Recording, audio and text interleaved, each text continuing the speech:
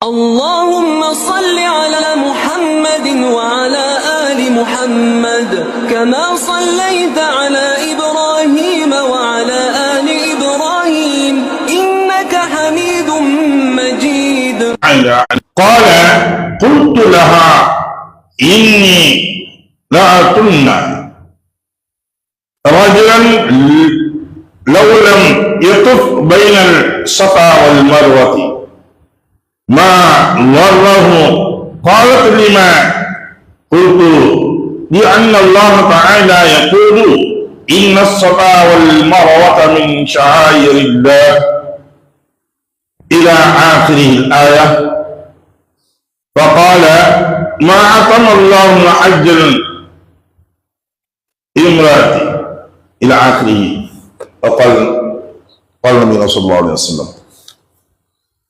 அருமைக்குரிய சகோதரர்களே, பெரியவர்களே, Safa Marwa என்று சொல்லக்கூடிய இந்த இரண்டு மலைக்குன்றுகளுக்கு இடையில் நடந்து செல்வதும் தொங்கோட்டம் ஓடக்கூடியது. இந்த செயல்கள் செய்வது கடுமையான ஒன்றாக இருக்கும். அதை பற்றி தான் பார்க்க இருக்கின்றோம். ஹஜ்ஜிற்காக வேண்டிய அல்லது உம்ராவிற்காக வேண்டிய ஒரு மனிதன் செல்கின்றான் என்றால் சஃபாவிலிருந்து மருவாவிற்கும் மருவாவிலிருந்து சஃபாவிற்கும் இந்த மலைக்குன்றுகளை சுற்றி வந்தவர்களாக, சரி செய்தவர்களாக, துங்கட்டம் ஓடியவர்களாக செய்ய வேண்டும். அப்படி அவர்கள் செய்யாமல் இருந்தால் ஹஜ்ஜோ உம்ராவோ இரண்டுமே கூடாது. ஹஜ் செய்தல் இதை செய்யாமல் அவர்கள் வந்தால் அந்த ஹஜ் அவர்களுக்கு கூடாது. உம்ராவை செய்து சஃபா மர்வாவிற்கு மத்தியில் துங்கோட்டம் போடாமல் இருந்தார்கள்னா அந்த உம்ரா அவர்களுக்கு கூடாமல் போய்விடும். இதற்காக வேண்டி பரிகாரம் இருக்குதா, பரிகாரம் செஞ்சுக்கலாம் செய்யலாம் முடியாது. ஏன்னா இது கடமையான ஒன்று, அது இறுதியில் கடமையான ஒன்றாக இருக்கின்றது.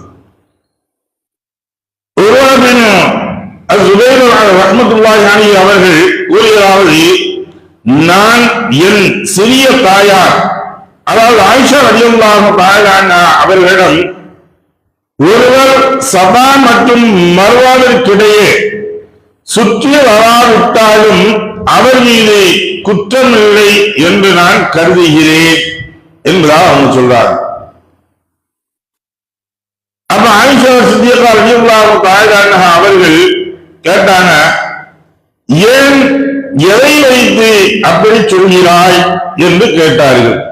எதை வச்சு நீங்க அப்படி சொல்றீங்கன்னு கேட்டீங்க.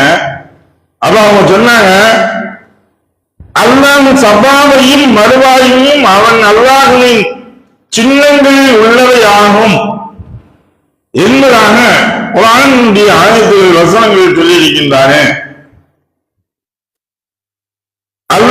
எனவே யார் அந்த காபா ஆலயத்தில் ஹஜ்ஜையோ உம்ராவையோ செய்கிறாரோ அவர் மீது அவ்விரண்டையும் சுற்றி வருவது குற்றம் அன்று என்று கூறுகின்றான் என்று.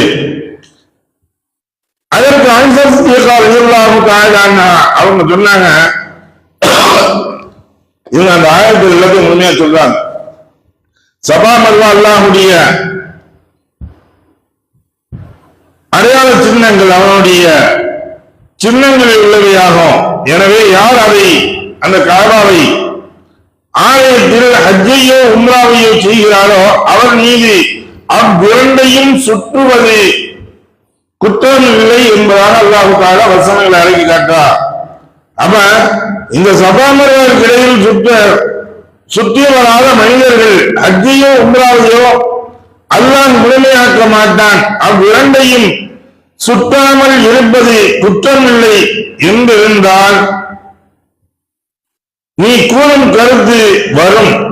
சுற்றுவது குற்றம் அன்று என்றே குர்ஆனில் வந்துள்ளது. இந்த வசனம் ஏன் அருளப்பட்டதென உமக்கு தெரியுமா? அப்ப ஆயிஷா சித்திகா ரலியல்லாஹு தஆலா சொல்றாங்க, இந்த வசனம் இறங்கப்பட்டது எல்லாம் சஃபா மர்வாவிற்கு மத்தியில் சுற்றுறது குற்றம் இல்லைன்னு அல்லாஹ் சொல்லியிருக்கான். குற்றம் இல்லைன்னு சொல்லியிருக்கான். அதனால அவசியம் இல்லைன்னு நினைச்சிடக்கூடாது, அவசியமாக இருக்குது. ஆனா எதுக்காக வேண்டி அல்லாஹ் இப்படி ஒரு வார்த்தையை சொன்னா சபாமல்லாவுக்கு மத்தியில நீங்க சுற்றது குற்றம் இல்லைன்னு ஏன் அல்லாஹ் சொன்னான்னு தெரியுமா? இந்த வசனத்தை இறக்கான்னு தெரியுமா? அல்லாஹுடைய நினைவு சொன்னான்னு தெரியுமா அப்படின்னு சொல்லிட்டு அதனுடைய காரணத்தையும் சொல்றாங்க. அறியாமை காலகட்டத்தில் அன்சாரிகள் கடலோரத்தில் அமைந்திருந்த இசாப் நாயிரா என்று சொல்லக்கூடிய 2 சிறைகளுக்காக வேண்டி இஹ்ராம் கட்டுவது, சபா மற்றும் மர்வாவிற்கிடையே சுற்றுவர், பின்னர் தலையை மழித்துக் கொள்வர். இஸ்லாம் வந்தபோது அவ்விரண்டுக்கும் இடையே சுற்றுவதை அன்சாரிகள் வெறுத்தனர். அறியாமை காலத்தில் தான் செய்து வந்த ஒரு காரியம் என்பதால் அவர்கள் அதை வெறுத்தனர். அப்போது வலிமையும் மாண்புடைய அல்லாஹ் கூறினான், சபாவும் மர்வாவும் அல்லாஹுடைய சின்னங்கள் என்று தொடங்கும் இந்த வசனத்தை அல்லாஹ் தஆலா இறக்கி வச்சான். இதுல ஒரு விஷயம், ஒரு பெரிய சரித்திரம் ஒண்ணு அடங்கியிருக்கு. இந்த இசாப் நாயிலா என்று சொல்லக்கூடியவங்க இருக்காங்களே, இந்த 2 பேர்களுடைய சிலைகள், ஒரு ஆண் சிலை ஒரு பெண் சிலை. இசாப்ங்கிறது ஆண், நாயிலத்துன்னு சொல்லக்கூடிய பெண். இந்த 2 நபர்கள் சிலைகளாக இருந்தார், சிலைகளாக ஆக்கப்பட்டார்கள் என்றுதான் சொல்லணும். இவர்களை சபாவிற்கு ஒருவரையும் மறுவாவில் ஒருவரையும் வைத்தார்கள். ஏன் சிலைகளாக ஆக்கினா அப்படின்னு பார்க்கும்போது இவருடைய வரலாற்று ஆசிரியர்கள் குறிப்பிடக்கூடியது, காபாவிற்குள்ளே காபத்துல்லாஹ்வை வலம் வரக்கூடிய சமயத்தில், அப்படியெல்லாம் காபாவை முன்னாடி வலம் வரக்கூடிய சமயத்துல ஐயாமுல் ஜாஹிலியா என்று சொல்லக்கூடிய அந்த அறியாமை காலகட்டத்தில், மனமைத்தனமான காலகட்டத்தில் காபத்துல்லாஹ் உள்ள சென்னோம்னா டிஸ் போடாம போகணும். பிறந்த மேனியில் அவர்கள் உள்ளே செல்வார்கள். ஆண்களாக இருக்கட்டும் பெண்களாக இருக்கட்டும், எல்லா பேரும் ஒரே மாதிரி தான். அதுபோல அவங்க அங்க சென்ற பொழுது தவாப்புகள் செய்யும் பொழுது இந்த 2 நபர்களும் முன்பு இருந்த கொஞ்சம் காதலர்களாக இருந்தார்கள். இப்ப இந்த இடத்தில் தவறான எண்ணம் கொண்டார்கள் என்பதாகவும் சொல்லப்படுகின்றார்கள், தவறாக இவர்கள் நடந்து கொண்டார்கள் என்பதாகவும் சொல்லப்படுகின்றது. 2 விதமான கருத்துக்கள் சொல்கின்றார்கள். இந்த காபாவை வலம் வரக்கூடிய சமயங்களில் இவர்கள் ஒருவர் சந்திக்கக்கூடிய சமயங்களில் தவறான எண்ணம் கொண்டார்கள். அதன் காரணத்தினால் அல்லாஹ் தஆலா அவர்களை அங்கேயே அப்படி சிலையாக மாற்றிவிட்டார். காபாவை தவாப் செஞ்சு வந்து இருக்கிற சமயத்திலே ஒரு சிலைகளாக அல்லாஹ் தஆலா மாற்றிவிட்டார். மாற்றின இவர்களுடைய சிலைகளை, 2 நபர்களுடைய சிலைகளையும், ஒருவருடைய சிலையை சபாவிற்கும் ஒருவருடைய சிலையை மறுவாவிலும் ஏற்றி வச்சாங்க. இவங்க 2 பேரும் அந்த 2 மலைக்குன்றின் மேல் இருந்து பார்க்காம வச்சுட்டாங்க. இப்ப இந்த அன்சாரிகள் அதற்கு பின்னால் வரக்கூடியவங்க இதை என்ன ஆகிட்டாங்கன்னா இதையும் கடவுளாக மாற்றி விட்டார்கள், வழிபடக்கூடியதாக. அப்ப அவங்க என்ன செய்வாங்க, இதற்காகவே எஹ்ராம் கட்டிட்டு வருவாங்க அன்சாரிகள். அதுபோல எஹ்ராம் கட்டிட்டு வந்து இந்த சபா மர்வாவிற்கு மட்டும் சுற்றி வலம் வந்து துண்டத்தை மோதி விட்டு இவனைஞ்சாக முடியடைக்கிறார். இந்த பழக்கங்கள் இருந்து கொண்டிருந்துச்சு. அப்ப சஹாபாக்கள் கேட்டது, யார சொல்லா அவங்க செஞ்சது போலயே அதே போலதான் நம்மளும் சபாவிற்கு மேலே இருந்தோம், சுற்றி வந்துதான் மீண்டும் கீழே இறங்கி வந்து நடந்து வந்து சரி செய்து மீண்டும் மறுவாவிற்கு ஏறி அதே போல வர்றோமே, அவங்கள போய்தான் நம்மளும் செஞ்சிடமே அப்படின்னு சொன்ன பொழுது ரசூலுல்லாஹ் சொன்னாங்க, இல்ல நீங்க இது 2 அல்லாஹ்வுடைய அடையாள சின்னங்கள். தவறான எண்ணங்களுக்கு என்ன நடக்கும் என்பதை அல்லாஹ் தஆலா அடையாளப்படுத்தி காட்டுகின்றான், அடையாள சின்னங்கள். அதாவது நீங்க அல்லாஹ் நினைக்காது, இந்த வசனங்களை அல்லாஹ் இறக்கி காண்பித்து சொல்லி காட்டுகின்றார். ஆக அதை நாம் செய்ய வேண்டும் அவசியம் என்பதை வலியுறுத்தி சொல்லிட்டு இறுதி வரை அருளினான். பின்னர் அன்சாரிகள் சபா மற்றும் மர்வாவிற்கிடையே சுற்றி வந்தனர் என்று கூறினார்கள். அப்ப அதுக்கு பின்னாடி இவங்க இஸ்லாத்தை ஏற்றதற்கு பின்னாடி அன்சாரிகள் சஹாபாக்கள் அதை அவங்க மனசுல ஊத்திக்கிட்டே இருந்துச்சு.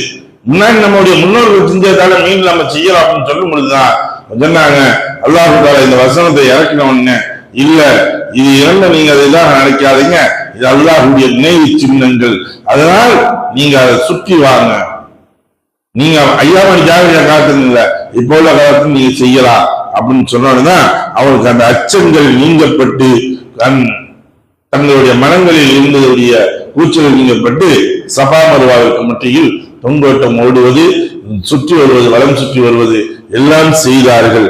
இதை ஆயிஷா சித்திகா ரலியல்லாஹு தஆலா அன்ஹா அவங்க சுட்டி காட்டி சொல்றாங்க, கண்டிப்பாக நீங்க சஃபா மர்வாவிற்கு மத்தியில் தொங்கோட்டம் ஓட வேண்டும், அவசியம். இது இந்த ஹஜ் உம்ராவுடைய கிருபையிலே இதுவும் ஒன்று. இதை விட்டால் அவர்களது கூடாமல் நிறைவு செய்யாமல் போய்விடும் என்பதை சுட்டி காட்டுகின்றார்கள். எதை படித்தோமோ எதை கேட்டோமோ அதை உலகில் நடக்கக்கூடிய நண்பாக்கியத்தை உள்ளவங்களாக அனைவருக்கும் தந்த அல்வானாக. வாஹிர் தஅவானா அல்ஹம்துலில்லாஹி ரப்பில் ஆலமீன். சுப்ஹானல்லாஹி வ பிஹம்திஹி சுப்ஹானல்லாஹி வ பிஹம்திஹி வ நஷ்ஹது அன் லா இலாஹா இல்லா அன்த வ நஸ்தக்பிருக வ நதுபு இலைக். ஆமீன். சுப்ஹான ரப்பிக ரப்பில் இஸ்ஸத்தி அம்மா யசிஃபூன் வஸ்ஸலாமு அலல் முர்ஸலீன் வல்ஹம்துலில்லாஹி ரப்பில் ஆலமீன்.